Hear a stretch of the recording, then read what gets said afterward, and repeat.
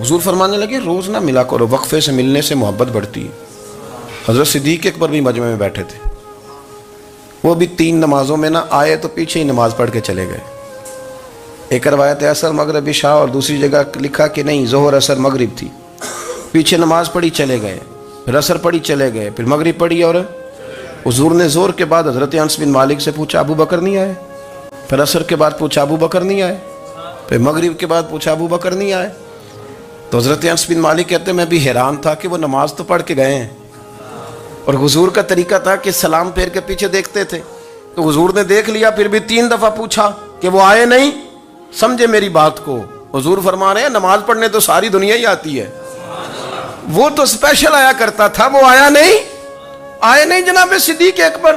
تو حضرت انس کہتے ہیں میں نے جا کے دروازے پہ دستک کی، حضرت انس قریب رہتے تھے نا حضور کے، تو نبی پاک کے لاڈلے تھے، تو پھر لوگ بھی ان کا لاڈ دیکھتے تھے کہ یہ حضور کا قریبی ہے۔ تو کہتے ہیں میں نے دروازے پہ دستک دی تو حضرت ابو بکر صدیق فرمانے لگے کیسے آئے ہو؟ میں نے کہا یار آپ چنگے سیانے بندے، حضور نے 3 دفعہ پوچھا ہے،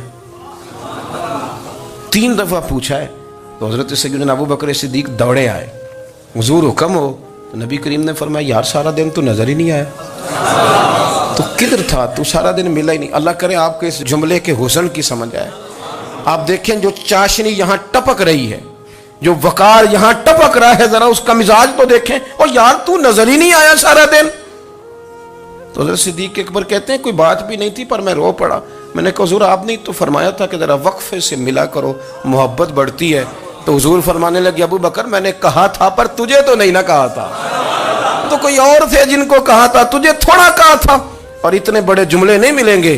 رسول کریم فرمانے لگے تو یہیں رہا کر، تو رہتا ہے تو میرا دل لگا رہتا ہے، یہیں رہا کر، میرے پاس رہا، تو نہ جایا کر یار، تو ادھر ہی رہا۔ او پانی پر نہ سہیلیاں رنگا رنگ کڑے، او سجنوں اسی تے پریا اس دا جانیے جس دا توڑ چڑھے۔ آپ ذرا اس لطف کو آپ دیکھیں، اس ذائقے کو۔ میرا دل کرتا ہے کہ میں یہ حدیث نہ لوگوں کی روحوں تک اتار دوں۔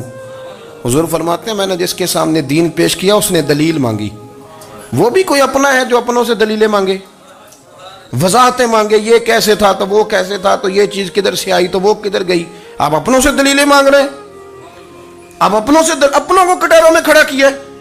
حضور یہ نہیں فرماتے کہ دلیل تھی کوئی نہیں، فرمایا جس نے مانگی میں نے دی دلیل، اور لوگ دلیل دیکھ کے مسلمان ہوئے۔ حضور فرماتے ہیں لوگوں سنو یہ میرا ابو بکر ہے، میں نے اسے کہا کلمہ پڑھ لے، اس نے دلیل ہی کوئی نہیں مانگی، فوراً ہی کلمہ پڑھ کے مسلمان۔ یہ احساس ہے۔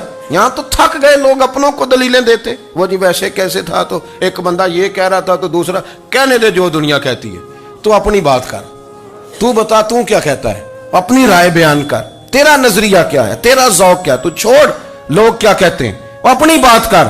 اگر ابو بکر صدیق لوگوں کے کہنوں پہ چلتے تو مکہ تو سارا کچھ اور کہہ رہا تھا، اس وقت تو کچھ تھا ہی نہیں جو کہتا کہ نہیں تو ٹھیک چل رہا ہے، دنیا ساری کچھ اور کہہ رہی تھی، لیکن صدیق اکبر کہہ رہے تھے نہیں نہیں، سچ وہ ہے جو مدینے والے رسول فرماتے ہیں، سچ وہ ہے جو میرے آقا نے فرمایا ہے۔ اپنی زندگی میں انہوں نے بتایا لوگوں کو کہ دین کا مزہ لینا ہے تو پھر ذرا غلامی کر کے آتا ہے، پھر ذرا پورا پیار کر کے آتا ہے، پھر پوری محبت دے کے پھر غلامی کا مزہ